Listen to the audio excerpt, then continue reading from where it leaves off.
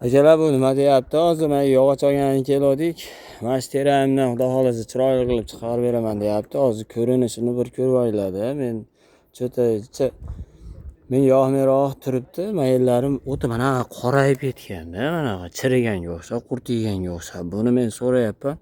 Bu yoshi yetib qolgan yoshidan o'tib ketib qolay degan teralarda mana shunaqa bo'ladi o'zi, hech narsa emas, chirimagan, bemalol yuk ko'taradi, uni ziyoni yo'q deyapti akalar. Shunga nima deysizlar kommentariyada? O'zingizlar bir fikringlar yozib qoldiringlarchi. Bu yog'ochni olsa bo'ladimi yo faqat o'tinga yaraydigan yog'ochlarmi bular? Bir ko'ringlar-da mana.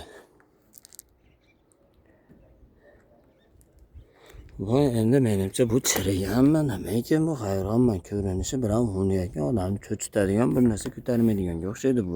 Tashlaveradigan yog'ochga o'xshab qolibdi.